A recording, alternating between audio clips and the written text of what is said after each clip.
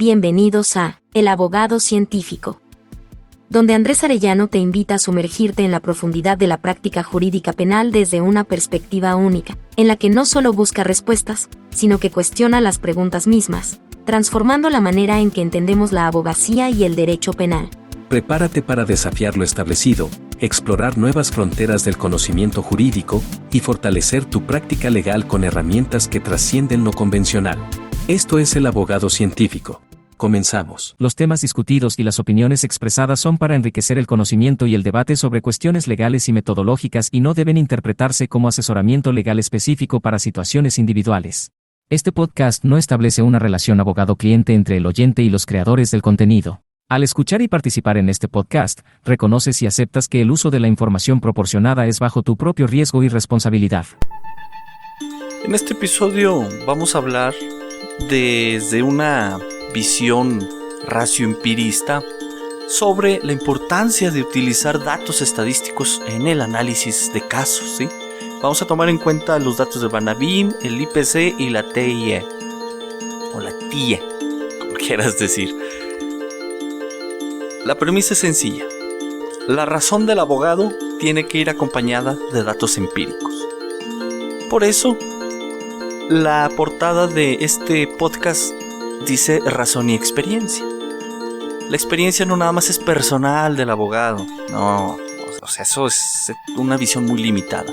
La experiencia también viene de otras áreas, ¿sí? Otras áreas como lo son datos estadísticos. Uno de los aspectos importantes y crucial para el uso de datos estadísticos en el derecho es la capacidad para reducir la subjetividad en el análisis legal. Muchos abogados pelean que el juez apeló a la íntima convicción, que la contraparte está siendo subjetiva, pero muchas veces los abogados también lo son. Y una forma de reducirlo es usando este tipo de datos. Evidentemente los abogados, al igual que otros profesionales, estamos sujetos a que nuestras percepciones, experiencias y a veces prejuicios personales influyan en la manera quizá inconsciente en cómo interpretamos los casos. La subjetividad, aunque es un componente que no podemos quitarle a la práctica legal, sí podemos reducirla o mitigarla mediante el empleo de datos estadísticos que sean objetivos y precisos.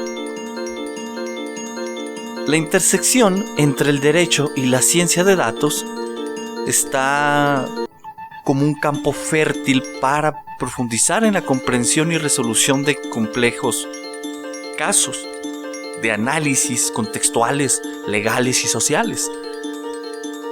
Hay sitios como el Banco Nacional de Datos e Información sobre Casos de Violencia contra las Mujeres, el Banabim, el Índice de Precios al Consumidor, la Tasa de Interés Interbancaria de Equilibrio, entre otros, muchos otros, que ofrecen datos estadísticos clave que pueden ser utilizados para contextualizar y analizar casos desde una perspectiva legal que esté más informada. He dicho en anteriores episodios que el abogado debe estar informado por las diversas ciencias, y una de ellas, pues, la estadística y la ciencia de datos. En este episodio voy a tratar de explorar un poco la importancia en la toma de decisiones y análisis contextual.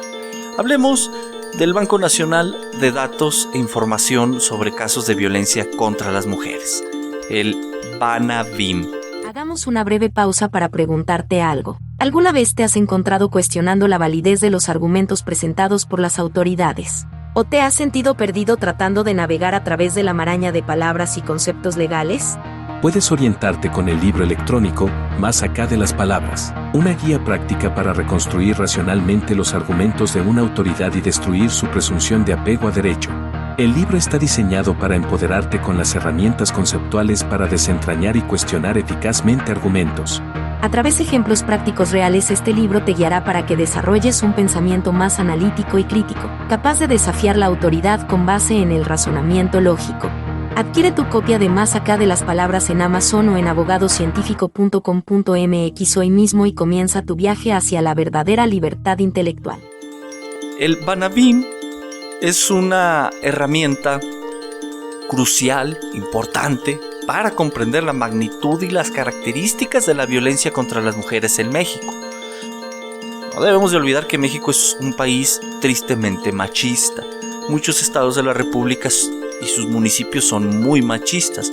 No quiero decir dónde porque no me gustaría quemar a Monterrey, Zacatecas, Oaxaca, etcétera. No quiero dar lugares, sino solamente indicar que el Banabim proporciona estadísticas detalladas sobre casos reportados de fiscalías, de los tribunales, de instancias como el DIF y muchos otros. Este banco de datos permite a los abogados y también pues de paso a los legisladores identificar patrones de violencia, evaluar la eficacia de las leyes existentes. Es importante, acuérdate del criterio de vigencia y eficacia. Y también permite formular nuevas políticas, reformar leyes y todo con un enfoque basado en evidencia. Por ejemplo, en un caso de violencia doméstica o violencia familiar, el análisis de los datos del Banabim puede revelar si ciertas regiones o grupos demográficos están más afectados. Esto puede orientar la argumentación y recursos legales y de apoyo. Por ejemplo, si la violencia es entre parejas, entre el abuelo, el tío, aquí en esta base de datos vamos a ver qué porcentaje de actos violentos de carácter familiar, por ejemplo, o mejor dicho, en la relación entre los miembros de la familia, tal como la pareja y su cónyuge, por decirlo de una manera, o de un tipo, mejor dicho, por decirlo de un tipo, se muestra en cierta región. Por ejemplo, en Ciudad de México puedes entrar, localizar el estado de México, el municipio que te interese, y ahí vas a encontrar justamente en tanto región, grupo demográfico y cantidad de casos que han sido reportados. Y esto te puede servir como contexto general y premisa para luego pues hacer las deducciones correspondientes y tratar de incluir en él el caso que tengas a tu cargo. Otro ejemplo que puedes escuchar es abajo en una audiencia real de impugnación de determinación ministerial, en donde yo me apoyé en datos del Banabim exclusivos de mi estado de la República para apoyar una premisa de violencia hacia en ese entonces mi cliente. Bien. El índice de precios al consumidor es otro. Este suele ir acompañado de otro tipo de indicadores, ¿no? De ingresos. Un indicador de ingresos. Pero ahorita nos interesa el índice de precios al consumidor, el famoso IPC. El IPC es un indicador económico que mide la variación de precios de un conjunto de bienes y servicios representativos del consumo de los hogares. Su relevancia, en este caso, radica en la capacidad de contextualizar aspectos económicos como la determinación, o mejor dicho, contextos económicos para buscar la determinación de indemnizaciones, ajustes a pensiones alimenticias o la evaluación del impacto económico de ciertas decisiones judiciales. O sea, son muchas las que pueden influir. También, y es útil para el cálculo de daños en amparo indirecto, cuando se concede la suspensión definitiva en ciertos casos. Este es un tipo de decisión judicial en la que influye. Por ejemplo, el IPC puede ser utilizado para ajustar las cantidades monetarias a los valores actuales, buscando generalmente que las indemnizaciones sean justas o equitativas en el contexto económico actual. Por ejemplo, si tú quisieras también justificar que tu cliente no saca para comer, pues puedes hacer una serie de cálculos basados en su salario y otro indicador, no lo voy a tratar ahorita, pero en otro indicador de ingresos junto con el IPC, y ahí puedes mostrar objetivamente y hacer una demostración racional con datos empíricos que no tiene para comer. Y esto puede tener un impacto interesante, por ejemplo, en una audiencia de medidas cautelares, entre muchos otros, como también al contestar una demanda de ajuste de pensión alimenticia, un aumento, por ejemplo. Ya esto lo dejo a tu consideración. Yo casi no llevo asuntos de pensiones alimenticias por cuestiones éticas. Sea como sea, este indicador es potente, ¿sí? Es potente. y hay que tenerlo en cuenta porque es una tabla muy interesante acorde también a la región de que se trate. Y ahí te da los precios de la canasta básica. Por otro lado, tenemos la tasa de interés interbancaria de equilibrio. Pues es un referente crucial en el sistema financiero mexicano porque indica el costo del dinero en el mercado interbancario. Su aplicación en el análisis de casos es relevante cuando hay, por ejemplo, algún tipo de contrato financiero, disputas en las tasas de interés, evaluación de daños y perjuicios en casos en actos de comercio, ¿no? Por ejemplo, un cobro de pagaré, ¿no? Donde se discute los intereses, que si son legales o no. Por ejemplo, cuando en un pagaré por X cantidad se pone un interés del 7%. Para mostrar que es ilegal y demostrarlo racionalmente, podemos acudir a la tasa de interés interbancaria de equilibrio y ver en qué monto estaba el interés en la fecha de suscripción del pagaré, que si estaba en un 1.5%, un 2.5%, un 3.5%, y pues reducir el interés a ese monto, entre muchas otras cosas, como el cálculo de un perjuicio en un amparo indirecto cuando se concede una suspensión definitiva en ciertos casos, ¿no? Que amerite dar una garantía. Aquí hay algo importante, que se trata de entender las fluctuaciones de la tasa de interés interbancaria de equilibrio para argumentar con base en la realidad económica del momento. Esto nos puede asegurar buenos acuerdos y sentencias pues que tengan cierto matiz de justicia, ¿no? Yo considero un matiz de justicia la objetividad o basado en datos empíricos, ¿no? En cuestiones contrastables principalmente. Esto para que se refleje el sistema o el entorno financiero en la sentencia y así poder entender el contexto general económico en el que giró nuestro caso. En suma, la utilización de datos estadísticos como los proporcionados por el Banabim, el IPC y la tasa de interés interbancaria de equilibrio pues es fundamental para el análisis legal actualizado y que busca ser científico. Estos datos no solamente nos ofrecen la base empírica para la argumentación y la toma de decisiones en el caso y también toma de decisiones judiciales, sino que también nos promueve entre nosotros una práctica legal transparente, si quieres justa, adaptada a la realidad social y económica. Y evidentemente, reductora de subjetividad. Si integramos estos recursos, estos datos a nuestro trabajo, los abogados podemos contribuir más significativamente a la construcción de casos y el derecho de manera más efectiva, y buscando que si alguna vez alguna norma no cumple el criterio de vigencia y eficacia, poder dar los argumentos al respecto, ¿sí? Un ejemplo de esto es en el amparo indirecto, ¿sí? En este caso se utilizaron dos elementos de los que te expuse para realizar el cálculo del monto para garantizar la suspensión definitiva. Como contexto general, el monto en disputa era en un juicio ejecutivo mercantil por la cantidad de 300,000 pesos. Se embargó el salario de la persona que era servidora pública. Se promovió dentro del juicio natural un incidente de nulidad de actuaciones, el cual no prosperó. Luego, contra la resolución interlocutoria que confirmó la validez del acto del embargo, se promovió un amparo indirecto.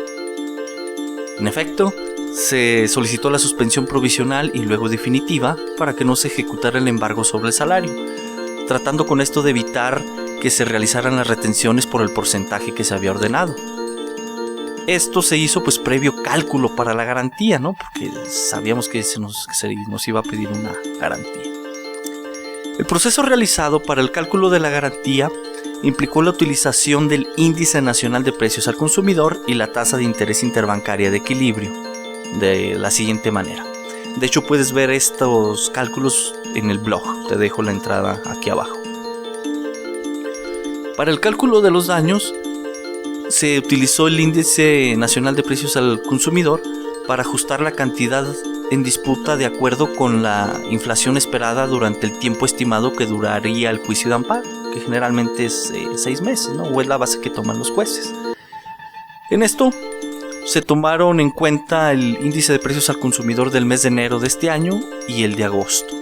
Se calculó el factor de actualización dividiendo el índice de precios al consumidor más reciente, o sea el de enero de este año, entre el índice de precios al consumidor de agosto del año pasado.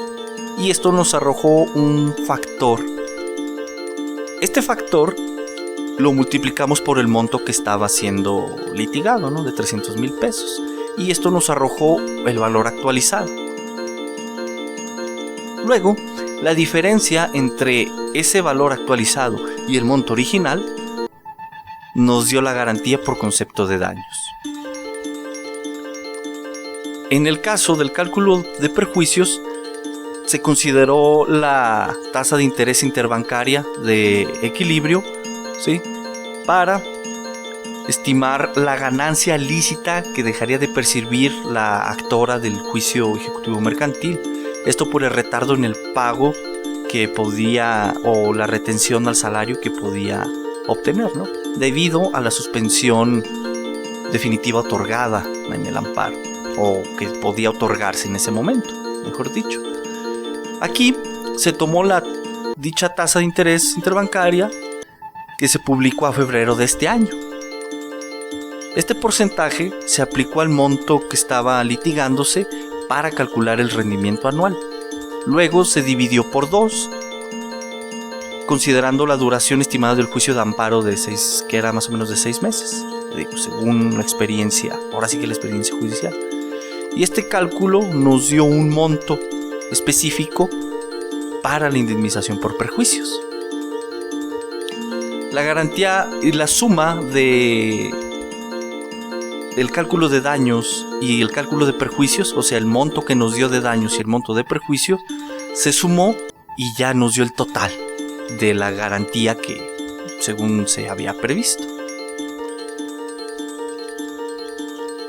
Esto que te acabo de comentar demuestra la importancia de aplicar lo más correctamente posible indicadores económicos oficiales, porque son oficiales y son públicos, como los que ya te he dicho, para determinar, creo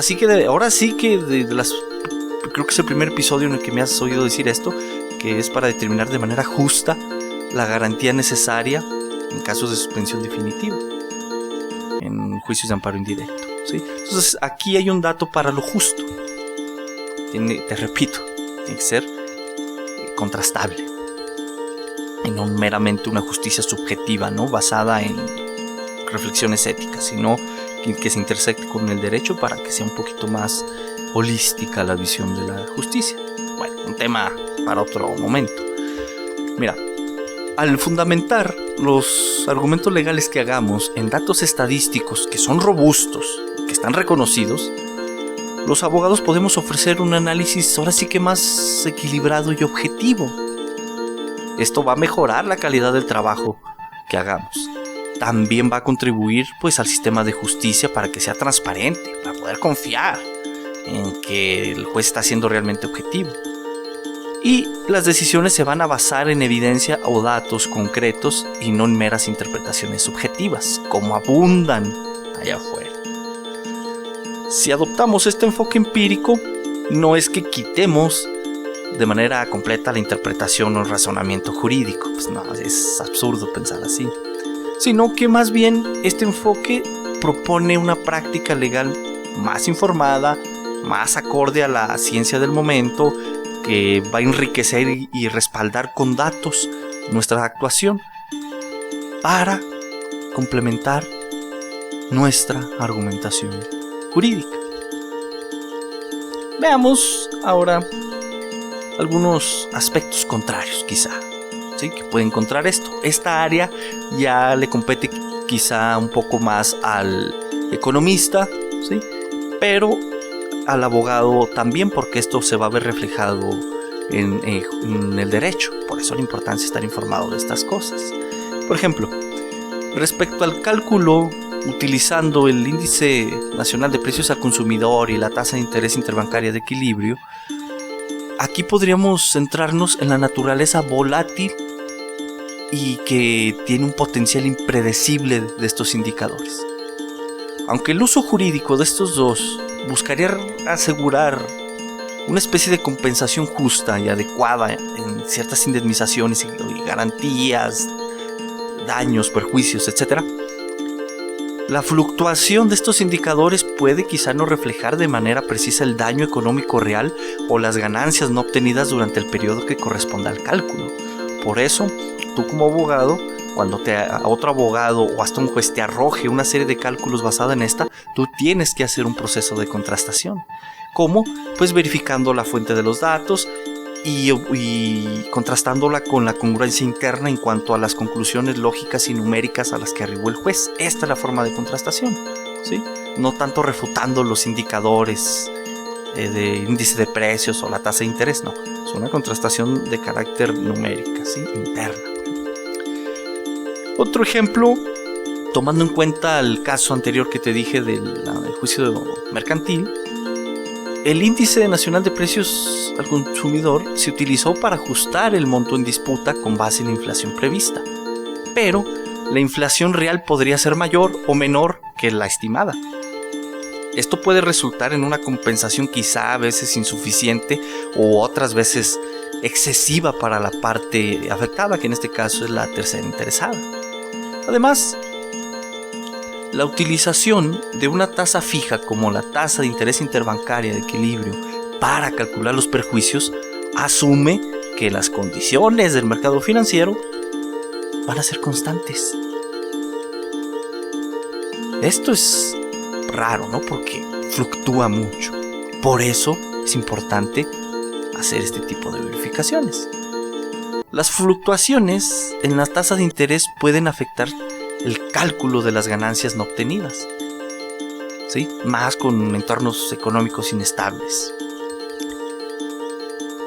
Para ir concluyendo, este acercamiento a la utilización de datos estadísticos, pues traté de hacerte ver que es importante la interdisciplinariedad en el derecho. Una práctica legal y jurídica informada, respaldada por evidencia cualitativa y cuantitativa, en este caso cuantitativa, que sea sólida, reconocida, verificable. Entonces, vamos a seguir explorando y destacando en otros episodios la sinergia que puede haber entre el derecho y la ciencia de datos. Estoy esperando darte ideas, herramientas para que enfrentes algunos casos que tengas. Hasta aquí el episodio de hoy. Te dejo con un resumen en general de todo lo que dije. Espero que ganes un buen dinerito ahora en este mes. Cuídate. Un resumen de este episodio consiste en que se destaca que el uso de datos estadísticos robustos mejora el análisis legal, reduciendo la subjetividad y apoyando con bases empíricas las decisiones del abogado y autoridades. Se argumentó que integrar estos datos no solo hace la práctica legal más transparente y justa, sino que también refleja la realidad social y económica en la que el caso se ve inmerso, convirtiendo al derecho en una disciplina más científica y fundamentada. Para más detalles, puedes visitar el blog de elabogadocientifico.com.mx. Sin más por el momento, te deseamos éxito. Adiós, y gracias por escucharnos en El Abogado Científico.